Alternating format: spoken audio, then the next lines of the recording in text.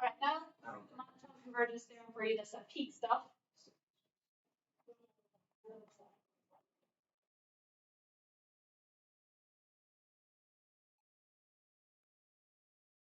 Here's my scratch work. It's not a clean proof. What do I know?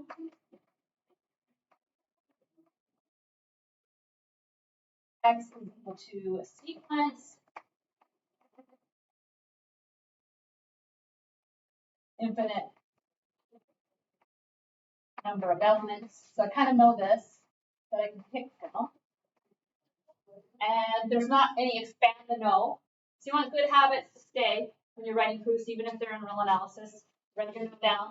So show, yes, the monotone convergence theorem, is that what I called it? Monotone sequence theorem. Expand the know, there's nothing to do here.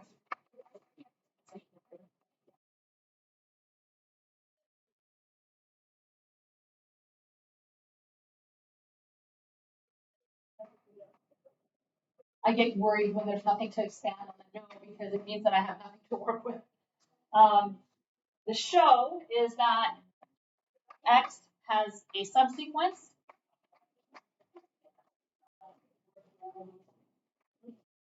And it's monotone. That I can expand.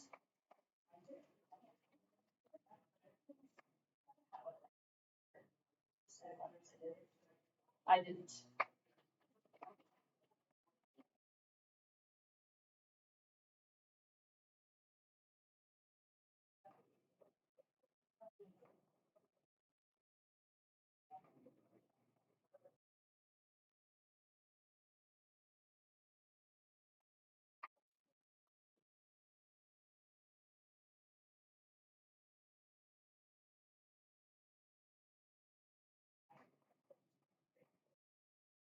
It could be this or that. So I wrote it out with symbols. This is kind of where you pick up people's personal preferences. I prefer to work with symbols. Some people like to use geometry to prove things. Like I like to see my algebra with stuff there so I can work with it.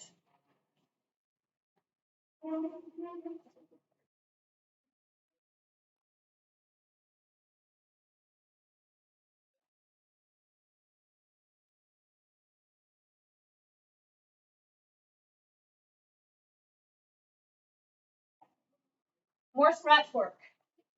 If you thought about it the way you were thinking about this idea that you had with pi, that something's got to repeat an infinite number of times, because if you keep making copies, eventually there's got to be one digit out of there that's going to repeat again. Then you're done. Then you have your monotone sequence. You can't use that idea here because you have real numbers, which some of you are kind of alluding to. Like if you have real numbers, then it becomes a lot harder to do. You can't just do that, but you can do the same kind of idea by saying there's got to be something along the way. Like if you're trying to construct something that's going only up, then you've got to find a largest value, and then the next largest value, and the next largest value, and start constructing it that way. And so that's why he defines this thing called peaks. So more scratch work.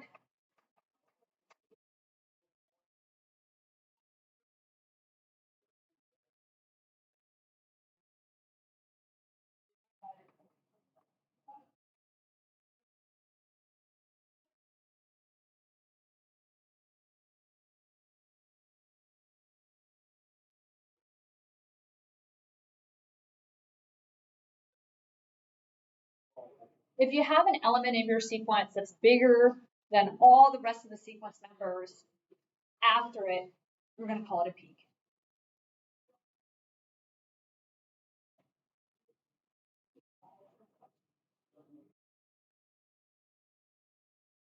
So I need some examples to see this, like a peak.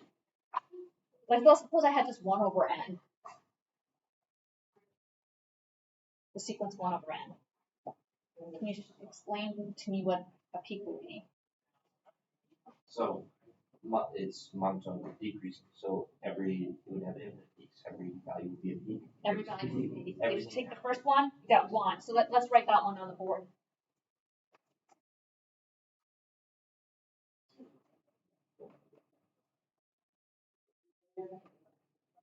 select value.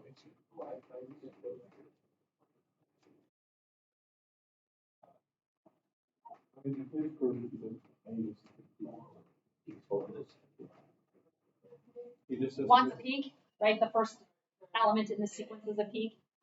If I take 2, it's also a peak. I mean 1/2, sorry.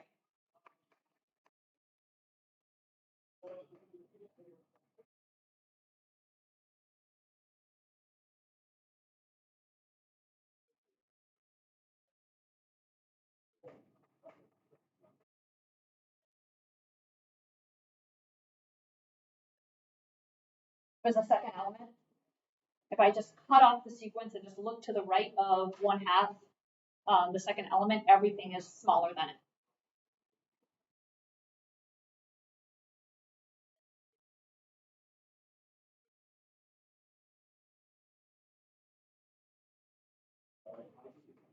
All elements are a peak.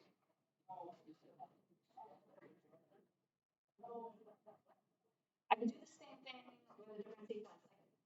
Here's how I come up with examples for myself to understand something. This one was easy. I got it. So I want to now take something else that may not be so nice. I can make something that's increasing, but then it becomes kind of, that's not going to have any peaks. You just realize that right away, right? So what would be the next type of sequence I could choose to better help me with my understanding?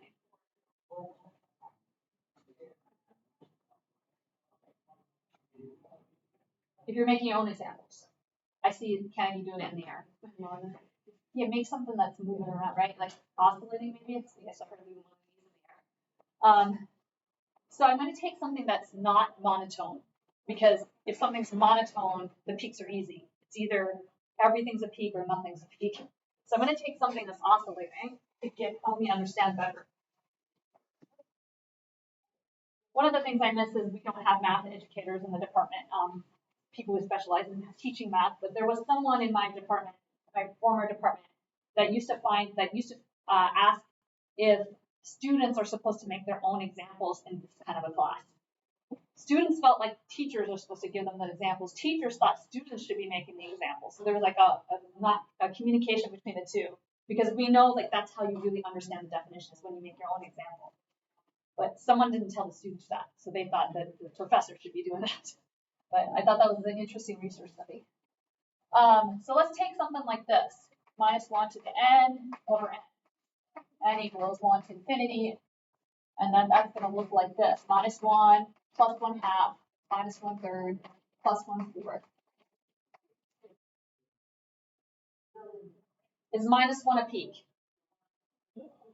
No. Is 1/2 a peak?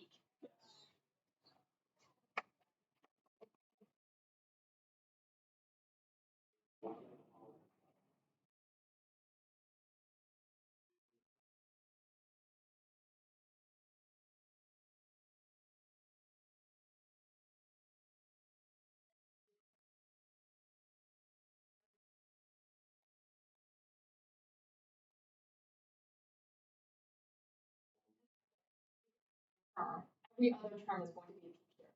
Way of doing this.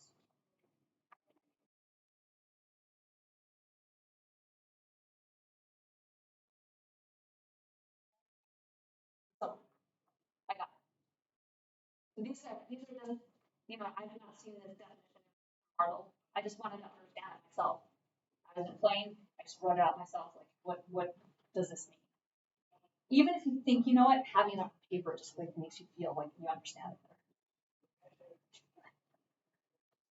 Good. All right, so now what a peak is. Okay, case 1. Bridget's not here, but she knows I hate case by case proofs. Case 1 is X has infinitely many peaks.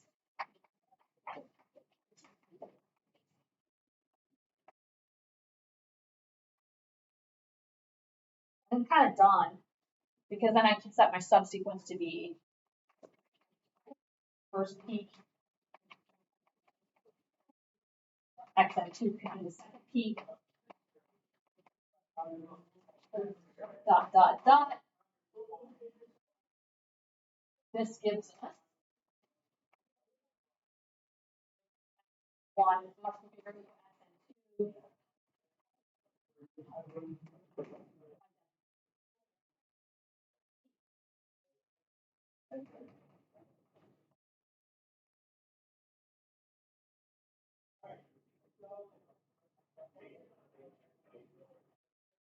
I did get the feedback Dr. Thomas gets those very fast.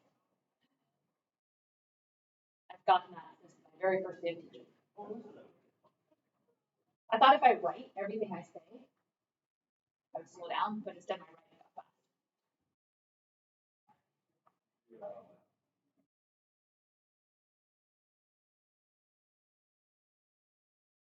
It's honestly because I like the material so much that I just want to share it with you. It just goes out too fast. It comes out too fast. I gave a presentation in one of my classes, first time as well. I've done public speaking in a while. And one of the feedback things I got was like, you tell you're very passionate about the subject, we need you to slow down. All right. But that's not the feedback I got this morning. I just got it. Sometimes Dr. T goes too fast. It's polite. All right, so that's case 1. This is this yields a monotone subsequence as desired.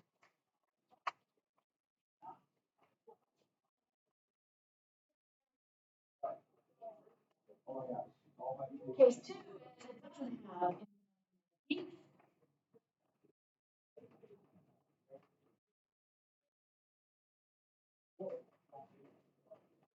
There could be no peaks.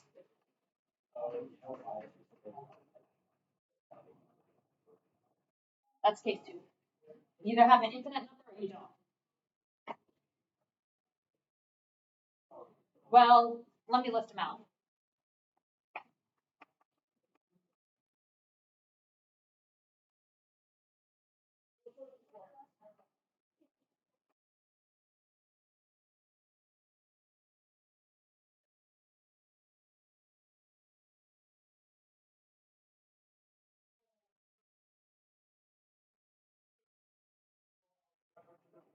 That's the last peak. So what I'm going to do is I'm going to go to the right of the last peak. So I was thinking as I was going through this from Bartle that he has to kind of be delicate if there's no peaks.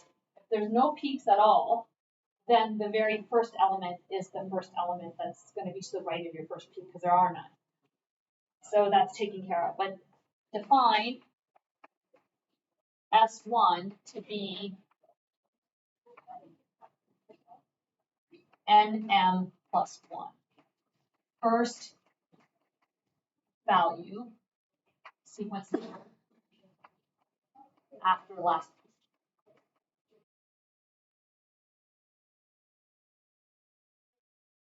So this one we'll call it constructive proof because we're constructing this sequence, the subsequence. I'm going to let S1 be this first one that's after the last peak. Since it's not a peak, eventually there's got to be something that's bigger than it.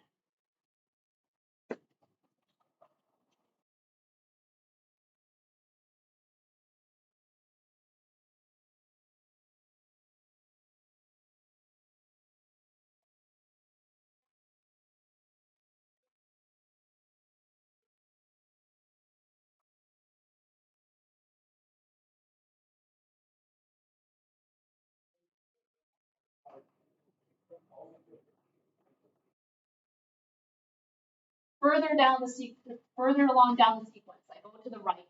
I have all my sequence numbers listed up. S1's that first one. It feels weird to say S1 because that's a position in the army. It's not the S1. And so to the right of S1, I know there's got to be something. So that XF1 is smaller than this X2. Yeah, strictly less than, would that? Because otherwise. Strictly less than. It doesn't matter. Less than 4 equal, right? I got it satisfied. So I know that this guy's got to be bigger than 4. It can't be equal, but It's not wrong to put equal there. So I know something to the right of it's got to be bigger than this one because it wasn't a peak. If it was a peak, it has to be bigger than everything to the right, right? So there's somewhere along the line something that messed it up and made it not a peak. I'm going to pull that first one to the right of it that makes it not a peak. And this guy can't be a peak either because I already listed all my peaks and I'm done. So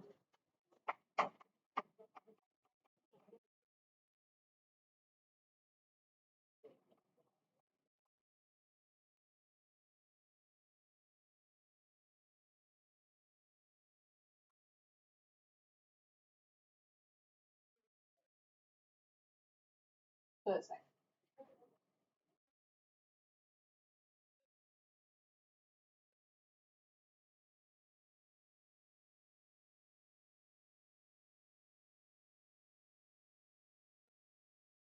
dot, dot, dot. I just keep repeating this process because I've exhausted all my peaks.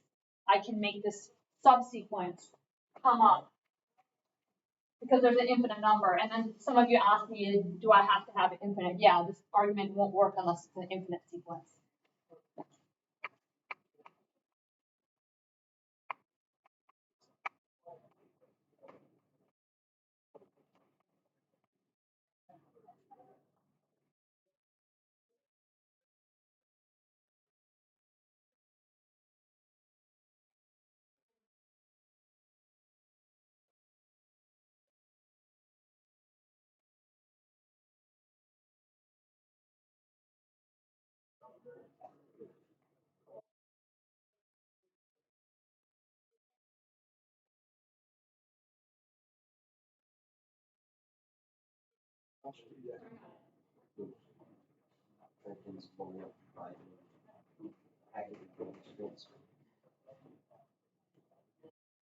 So, with the example of just the digits of pi, it gave you a pause. It should have given you a pause. I saw your faces.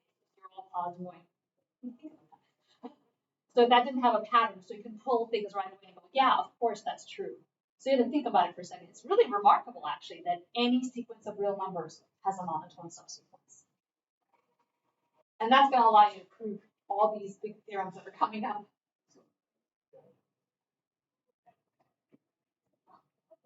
Just as another tactic, can you invert in case 2? Can you just multiply all the values by -1 and make there be an infinite number of these? So I think what you're saying is if it doesn't have an infinite number of peaks, then the negative of the sequence would have an infinite number of peaks. Yeah. I'd have to think about that to make sure there's not some loophole.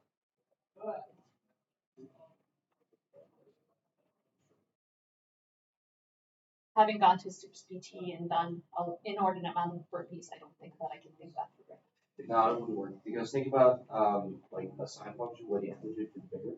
Oh, gotcha. You flip that. You flip it and it doesn't.